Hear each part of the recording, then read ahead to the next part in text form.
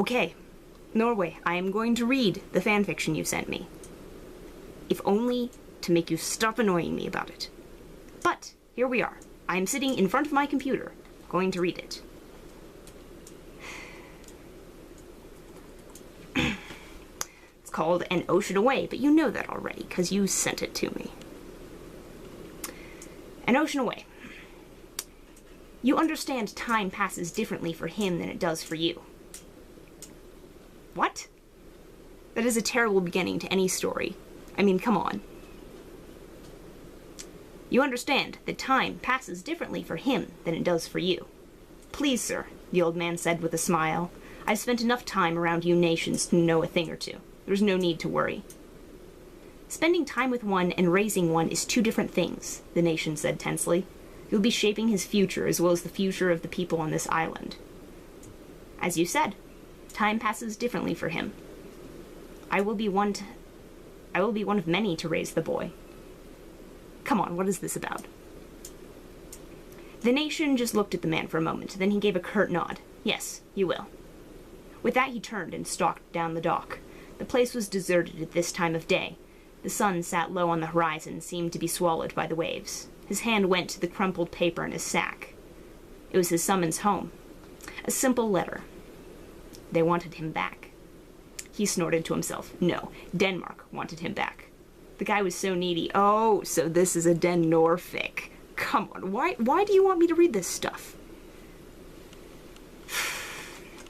No, Denmark wanted him back.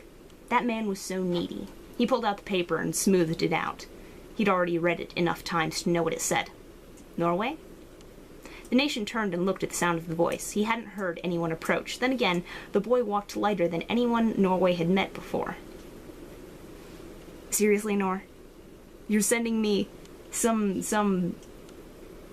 If this kid is me, and not some nice child OC, I'm going to be annoyed.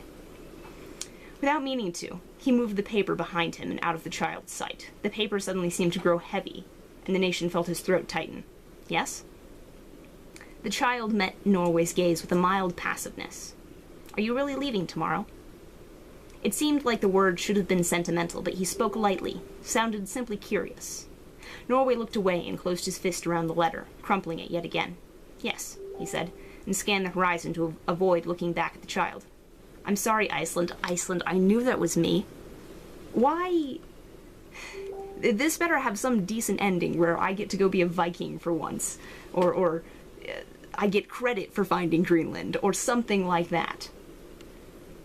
I'm sorry, Iceland, I can't take you with me, but you need to be here with your people. I can't afford to support you right now. Iceland said nothing, of course, because I'm a smart kid. I just walked up next to Norway and followed his gaze out to sea. The last of the sun sank below the waves. Norway found himself crumpling up Denmark's letter into a ball.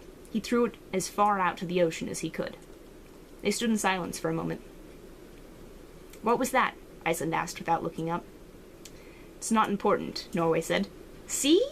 I knew. You do lie to me all the time. And you lied to me then.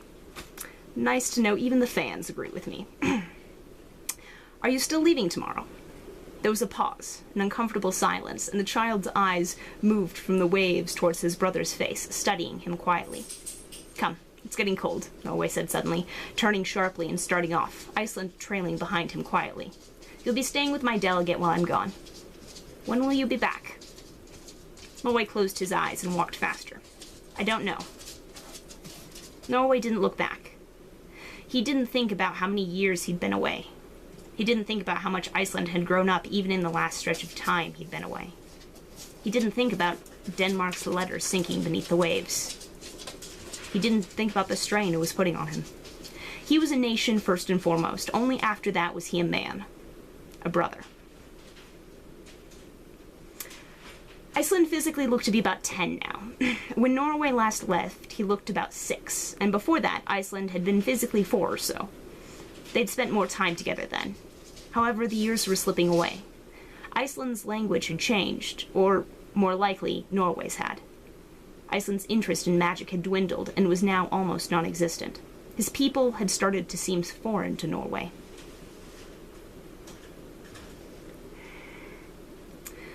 Norway was losing Iceland. Norway stopped when they reached the end of the dock, and finally opened his eyes. The man who was to be Iceland's guardian stood silhouetted by light in the door frame of the first house. It was too dark to see the man's face, but it didn't matter.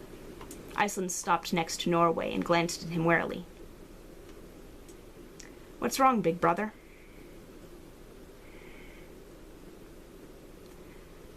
Norway's chest tightened. "I'm sorry." "For what?" Iceland looked forward to the man waiting for them at the door. "You have a nation to go take care of. Denmark needs you. Your people need you. You have to go." Iceland started towards the house. Norway closed his eyes again. He hated the way the boys spoke. So matter-of-fact. So accepting. So unaccusing. "You need me too." "Coming, Norway," the man called. "Dinner is ready." "Thank you." "It will get cold if you keep standing out there," the man said, and motioned for Norway to come in, but still he didn't move. The man's brow creased in concern. "Is everything all right?" The gentle night air whistled between them, and the quiet was oppressive. The heavy, cheerful glow of the house seemed to glow all the brighter. "You don't understand," Norway said softly, his voice barely audible above the sounds from the house. "Thank you for what you're doing, for being there when I can't. You will be everything to Iceland I can't be." The man nodded. "It is my pleasure."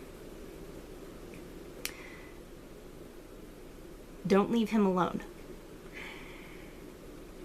"Never." "Thank you." The man gave a slight nod and turned inside, leaving the nation alone in the dark. Norway forced his legs to move. At the door he stopped and looked at the room. Iceland sat at the table as the man served him a bowl of soup. They looked so natural. Iceland could have been the man's grandson. No one would have questioned it. It hurt to watch them. The next morning they stood on the shore as why am I doing this? Why? The next morning they stood on the shore as Norway and his ship prepared to leave. Norway heard the captain call and turned one last time to the white-haired boy. "Goodbye, Iceland," Norway said, and leaned forward to straighten Iceland's hat. "This isn't goodbye," Iceland said. "Say, until I see you again." Norway felt a small smile tug at his lips. "Till I see you again, then." Norway stood on the dock and looked back as the island shrank. Iceland and the man stood on the shore, waving and watching them. "Thank you." The whispered words were meant for the human, though there was no way he could hear them. "Thank you so much." Iceland had become Norway's world, and he was losing Iceland. This was the man Norway was entrusting his world to. Norway hadn't ever thought that someone could find a place in his heart next to his people, but Iceland has done so. Now this man had Norway's whole world. As Norway watched the island shrink and become swallowed in the waves, he was reminded of the small and fragile thing that the young nation was. His world was, and here he was, sailing away. Again.